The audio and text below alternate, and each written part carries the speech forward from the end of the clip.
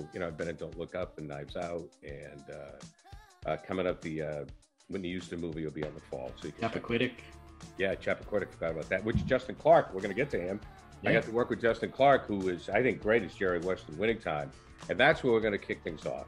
So Winning Time is, let me just say off the top, it's not a documentary. I understand it. Friends of mine like Bob Ryan and Celtic fans are all so pissed off about the fact that it's just, it's entertainment, okay? It's not, it's a documentary. It's Hollywood. It's Hollywood. Anytime you see anything that says it's based on, or God forbid, inspired by, don't expect it to be factual. No, inspired by is real loose. It's as loose as it gets. That's as loose as it gets. But Winning Time, we'll kick it off with Drew. I mean, I love it. I mean, and this is on HBO Max. This is a story of the 1980 Lakers, how they were built, and it really starts from when Magic Johnson was drafted. That's the first season. Yeah, I loved it too. Surprised to love it. Mostly, I like Adam McKay. I loved Anchorman. Liked Step Brothers. Not a big fan of Don't Look Up, even though Gary was in. That was that's it. But I really liked it. I liked it a lot. The acting is phenomenal. John C. Reilly is just a treasure, and Adrian Brody really surprised me as Pat Riley.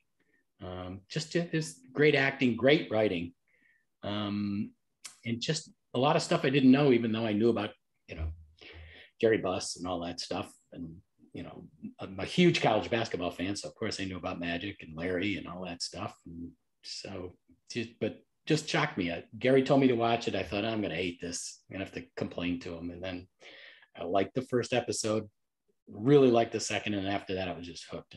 Well, I think the reason that we like it is it all starts with John C. Reilly. Yeah. And the way I look at this project right now is there's some comedy, obviously.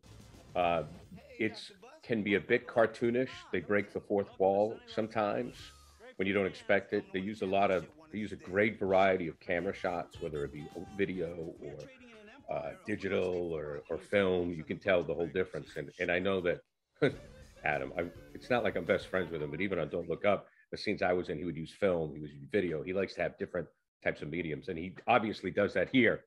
As does, Max Bornstein, who's actually the showrunner of this. So, I love that part of it, but the drama and the humanity of it, to me, surprised me. And I'll start with Riley. Now, I'll start, John C. Reilly, because I want to talk about Jerry Buss for a minute. Now, if you're a Celtics fan, obviously you hate Jerry Buss, right? I mean, that's just the way it is. I thought that Michael Chiklis did a very good job with Red. They made Red out to be an asshole. Red's the bad guy, right? Of course, in this, because it's a pro Laker thing.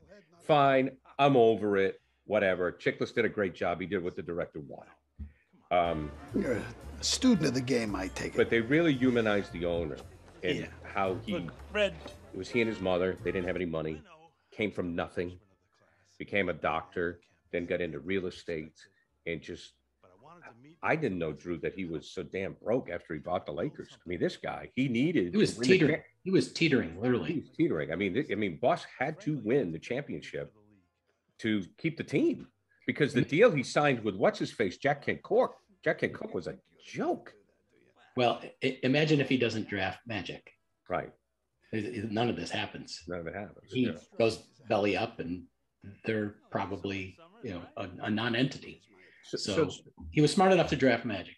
And the thing about Riley is he makes you root for him. I mean, I am actually, and that's the key to any actor, I'm actually rooting for Dr. Jerry Buss, as crazy as that sounds. I mean, I am. You root for the guy, because Sally Field, by the way, who plays his mother, is phenomenal. And they were poor. I mean, one of the great episodes I thought is they broke into an estate that they used to break into when they didn't have any money, right? They didn't have any money, and they used to break into the estate in Beverly Hills and go sit by the pool. And they did the same thing, So I love that son-mother relationship between Sally Field and Dr. Jerry Buss. To me, that's what makes it good. We have the basketball. We know about Magic. We know about Jabbar. And there's some things. But you know what he did, Gary? I may hate to interrupt, but he did it in addition to drafting Magic. Is he understood that the NBA could be a product, right, and not just a sport.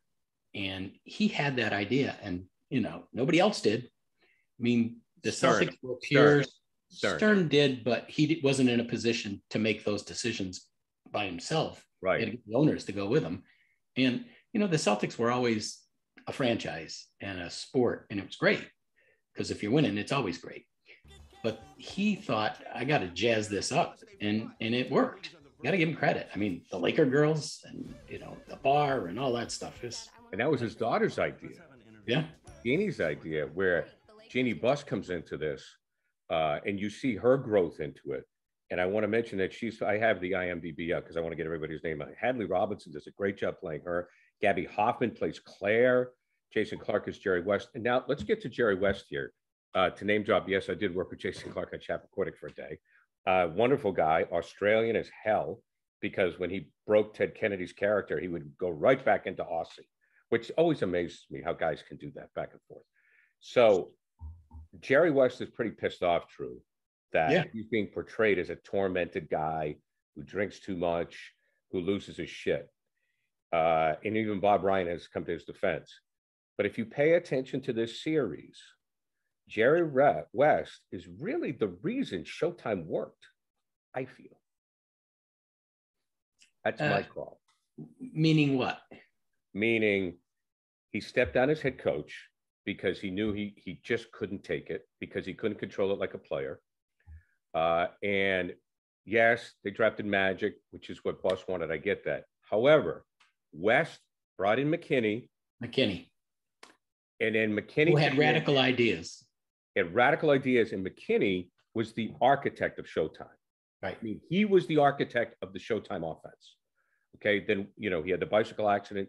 Then Westhead and Riley were able to take it one step. And then obviously, as we know history, Riley was the guy with the Armani suit and the slick back hair and the attitude. He knew how to push the buttons. I don't want to spoil it, but in the final episode, the All-Star storyline, where he gets Magic, that's Riley's thing. I don't know if Riley was the tactician that McKinney was, but Riley was definitely the psychologist. So Brody plays Riley very well, where Riley, I don't know if it would have worked if Jack McKinney had stayed all the way, and I don't know if it would have worked. I don't think so. So McKinney was there to build it, and then Riley took it home. And I think that's the only way it would have happened. And West saw that and made that happen. Yeah. I mean, look, if I'm Jerry West, I'd piss too, because he doesn't come off well in this. He seems afraid. He's, haunted by only one championship, and he lost all those to the Celtics and all that stuff. So yeah, I can understand it. And you know what? Hollywood's littered with bodies of real people who got abused on screen. It's just, it happens because for dramatic effect, that's what you do. Now, that's what it is. We have the people playing, Magic and Jabbar. Dr. Solomon Hughes, I think, does a great job playing Jabbar. Quincy Isaiah plays Magic. But who are your other favorite actors, your honorable mentions in this, other than the ones we've talked about? Oh, man. That's for me. I like Spencer Haywood. Oh, yes. From Remember the Titans. He was I like that guy. Did a hell of a job. That's a good role and a tough role. The woman who becomes the eventual president, Claire Rothman, Gabby Hoffman. Yep, she's terrific. Just everybody was good. It was just, of course, Sally Field, but John C. Reilly carries it. If John C. Reilly doesn't do his job, it's not as good a movie or good a series. Well, no, there's no doubt about that. And the thing of it is we don't. And I think what he benefits from is he doesn't have. You don't hear his voice. I don't know what Jerry Buss sounds like, but no. So he has that ability, and he doesn't try to change his voice. So I think that really works. I mean, Tracy Letts, for me, I just think he's just such a superb actor. I love the guy. I mean, the way he played McKinney and the way he's so understated, to me, is phenomenal.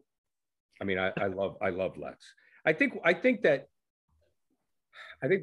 is overdone a little bit, don't you? You took the words out of my mouth. I didn't care for that character.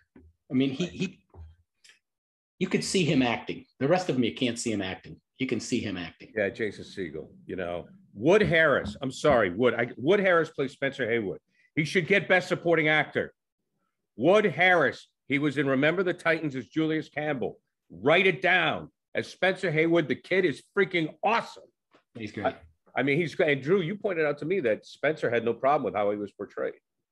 Yeah, it was an article recently I read that, you know, he didn't have any problem with it. He understands why West is pissed off and all that. But he, you know, look, it's legit. He got caught, you know, back on drugs during the finals, and they voted him off, and it happened. Kareem was the deciding vote. That's a great scene. It's a wonderful. It like any great sports series or movie. It's not about the sport. No, you know, it really isn't. So if you guys haven't watched Winning Time, check it out. I just also want to say I think Adrian Brody he got a lot better as Riley, growing me on Riley. I thought that Spencer Garrett is nailing Chick Hearn. You know, the looks, he's not going to look exactly like him, but if you listen to the old Chick and if you listen to Spencer, he's pretty damn near. He's pretty close. So I like those guys. All right, Winning Time, check it out, HBO Max.